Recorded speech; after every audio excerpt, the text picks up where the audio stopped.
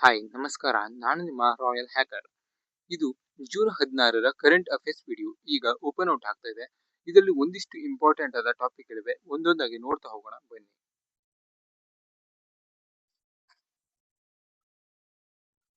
ನೌಕರರಿಗೆ ಕರ್ತವ್ಯ ಕಡ್ಡಾಯ. ಕಾಮ್ಸ್ ಹೇಗೆ ಕೆಲಸ ಮಾಡುತ್ತಿದೆ? ಈ ಕಾಮ್ಸ್ ಅನ್ನೋದ್ರ ಬಗ್ಗೆ ಸ್ವಲ್ಪ ಉಲ್ಲೇಖ ಮಾಡಿದ್ದಾರೆ ನೋಡಿ. ಕಾಮ್ಸ್ ಅಂದ್ರೆ KAMS ಅಂದ್ರೆ ಏನು ಅಂತ ಸ್ವಲ್ಪ ತಿಳ್ಕೊಳ್ಳಿ.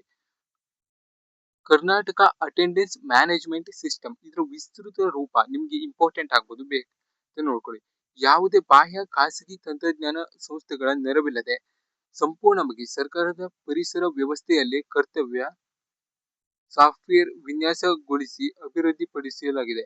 ಸಿಬ್ಬಂದಿ ಮತ್ತು ಆಡಳಿತ ಸುಧಾರಣಾ ಇಲಾಖೆ ಈ ಆಡಳಿತ ಉಸ್ತುವಾರಿಯಲ್ಲಿ ಈ ಆಡಳಿತ ಕೇಂದ್ರ ಮತ್ತು ಕೃತಕ ಬುದ್ಧಿಮತ್ತೆ ವಿಭಾಗ ಜಂಟಿಯಾಗಿ ಸಿದ್ಧಪಡಿಸಿವೆ. ಸರ್ಕಾರದ ಹಂತದಲ್ಲಿ ಮುಖ್ಯಮಂತ್ರಿ, ಮುಖ್ಯ ಕಾರ್ಯದರ್ಶಿ, ಜಿಲ್ಲಾ ಮಟ್ಟದಲ್ಲಿ ಜಿಲ್ಲಾಧಿಕಾರಿಗಳು ಮತ್ತು ಜಿಲ್ಲಾ ಪಂಚಾಯತ್ ಸಿಇಒ ಮೇಲ್ವಿಚಾರಣೆ ಮಾಡುತ್ತಿದ್ದಾರೆ. ಈ ಕಾಮ್ಸ್ ಬಗ್ಗೆ ಸ್ವಲ್ಪ ನೀಡಿಕೊಳ್ಳಿ.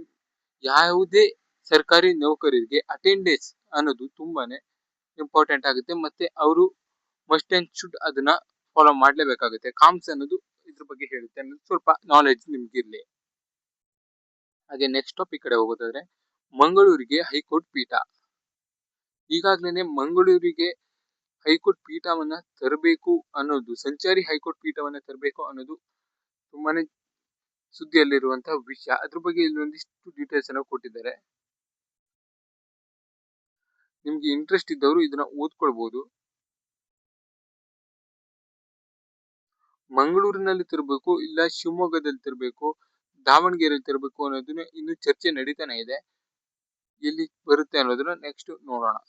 ಹಾಗೆ ನೆಕ್ಸ್ಟ್ ಟಾಪಿಕ್ ಕಡೆ ಹೋಗೋದಾದ್ರೆ, ಡಿಜಿಟಲ್ ರಕ್ಷಣೆ ಸೇರಿ ವಿವಿಧ ಕ್ಷೇತ್ರಗಳಲ್ಲಿ ಸಹಕಾರ.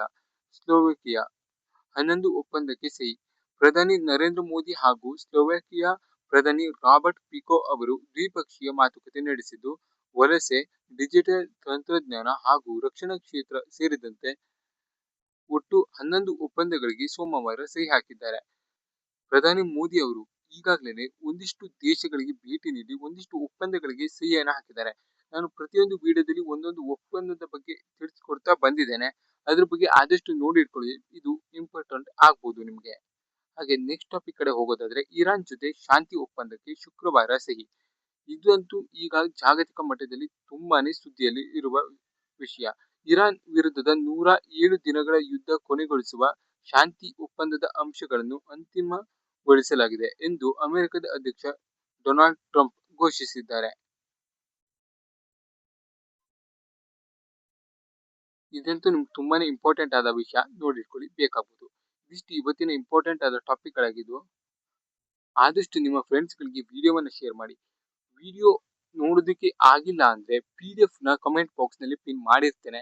ಆ PDF ನ ಓದೋದ್ರಿಂದ ನಿಮ್ಗೆ ಕರೆಂಟ್ ಅಫೇರ್ಸ್ ನಾಲೆಜ್ ತುಂಬಾನೇ ಬೇಗ ಏನಾಗುತ್ತೆ, ಮತ್ತೆ ನಿಮ್ಗೆ ಹಣ ಕೂಡ ಉಳಿಯುತ್ತೆ, ಮತ್ತೆ ಟೈಮ್ ಕೂಡ ಸೇವ್ ಆಗುತ್ತೆ. ಇದು ಒಂದು ವಿಡಿಯೋ 3 ನಿಮಿಷ ಆಗಿರುತ್ತೆ. ಆ ಕರೆಂಟ್ ಅಫೇರ್ಸ್ PDF ಏನಿದೆ ಅದನ್ನ ನೀವು ಈ ಮೇಲ್ಮೇಲಕ್ಕೆ ನೋಡ್ತಾ ಹೋದ್ರು ಒಂದು 5-10 ನಿಮಿಷದಲ್ಲಿ ಓದಿ ಮುಗಿಸಬಹುದು. ಇದು ನಿಮ್ಗೆ ಎಷ್ಟು ಅನುಕೂಲ ಆಗಿರುತ್ತೆ ನೋಡ್ಕೊಳ್ಳಿ.